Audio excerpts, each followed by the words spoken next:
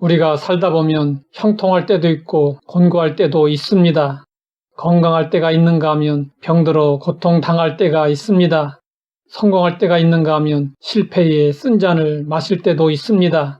하나님은 우리에게 형통한 날을 주시기도 하시고 때로는 곤고한 날을 주시기도 하십니다. 이에 대해 성경은 우리에게 이렇게 말씀하십니다. 형통한 날에는 기뻐하고 곤고한 날에는 되돌아보아라. 이 두 가지를 하나님이 병행하게 하사 사람이 그의 장래일을 능히 헤아려 알지 못하게 하셨느니라. 사람들이 일반적으로 생각하는 형통의 때는 모든 일이 내 계획대로 되는 때입니다. 근심과 걱정할 일이 없는 때입니다. 그러나 성경에서 말하는 형통한 때는 그러한 때만을 의미하는 것이 아닙니다. 성경은 요셉을 향하여 형통한 자라고 말씀했습니다. 그런데 그 말이 사용된 때는 요셉이 노예로 팔려가서 보디발의 집에서 종살이하고 있었을 때였고 억울한 누명을 뒤집어쓰고 옥에 들어가 지내고 있을 때였습니다. 성경이 말씀하고 있는 형통의 때는 어떤 상황과 처지에 있어도 하나님이 함께 하시는 때입니다. 예수님을 믿는 성도들에게는 하나님이 늘 함께 하십니다. 그렇기 때문에 성도들의 삶은 사실 모든 순간이 형통한 때이고 성도들은 모두 형통한 자들입니다. 하나님은 우리에게 형통할 때 기뻐하라고 하십니다. 비록 우리가 보기에 일이 우리의 뜻대로 잘 되어 가지 않을지라도 우리는 기뻐해야 합니다. 그 이유는 하나님이 우리와 늘 함께 하시기 때문이고 하나님이 모든 것을 합력하여 선을 이루어 주시기 때문입니다. 그러므로 세상 사람들은 고난의 때요 곤고한 때라고 해도 성도들은 하나님이 함께 하심을 믿고 형통으로 받아들여야 합니다.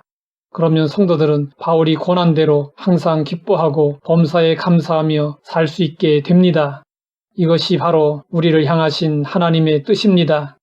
그리고 성도는 정말 곤고할 때, 형편과 처지가 어렵고 고생스러운 때, 몸과 마음이 고통스러운 때에는 어떻게 해야 할까요? 하나님이 우리에게 하라고 하신 명령을 되돌아보아야 합니다.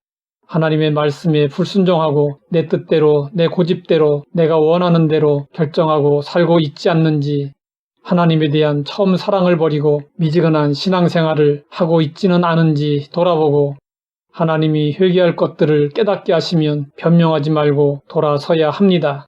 그런데 하나님은 우리에게 형통함과 곤고함을 번갈아 주신다고 하셨습니다. 그 이유는 무엇일까요? 우리의 장래일을 능히 헤아려 알지 못하게 하시려는 것입니다. 그렇기 때문에 우리 인생은 불확실성 그 자체입니다. 오늘 하루 동안 무슨 일이 일어날는지 도무지 알 수 없습니다. 미래는 인간에게 감추어진 하나님의 영역입니다. 그러나 어떤 사람은 자신의 안목과 예견을 대단하게 생각합니다. 자신이 예견한 대로 모든 일이 이루어질 것처럼 자신만만하게 외치고 있습니다.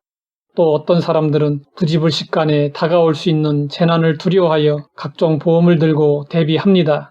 하나님이 장래일을 알지 못하도록 하신 이유는 무엇일까요? 우리를 불안하게 하려는 것이 아니라 전적으로 하나님을 믿고 의지하며 살도록 하려는 것입니다. 미래는 우리의 것이 아니라 하나님의 것입니다. 그러면 우리는 예측하기 어려운 인생을 어떻게 살아야 할까요? 하나님의 은혜를 구하며 오늘 하루를 살아야 합니다. 오늘을 처음이자 마지막인 것처럼 살아야 합니다.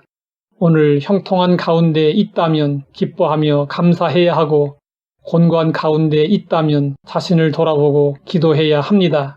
그런데 형통할 때에도 기뻐할 줄 모르고 곤고한 날에도 그 이유를 생각하지 못하는 사람이 있습니다. 영적 감각이 둔하기 때문입니다. 우리는 영적으로 민감하여 형통할 때에도 곤고할 때에도 모두 하나님의 뜻과 섭리가 있음을 알고 믿음으로 반응할 줄 알아야 합니다. 소나기가 쏟아지면 어느 처마 밑이든 피하는 것이 지혜로운 처사입니다. 곤고한 날에는 기도의 처마 밑에 피할 수 있어야 합니다. 기도하는 사람은 곤고한 때에 잃어버리기 쉬운 것을 지킬 수 있습니다. 서로 손해를 당하였다고 할지라도 기도하는 사람은 보상받을 수 있습니다. 우리 삶의 형통함과 곤고함은 모두 하나님의 손에 달려 있습니다. 하나님을 생의 주인으로 모신 사람에게는 형통함도 은혜이고 곤고함도 은혜입니다. 하나님 아버지, 형통함과 곤고함 모두 은혜임을 알게 하시니 감사합니다. 우리의 삶을 인도해 주시고 책임져 주시옵소서. 예수님의 이름으로 기도드립니다.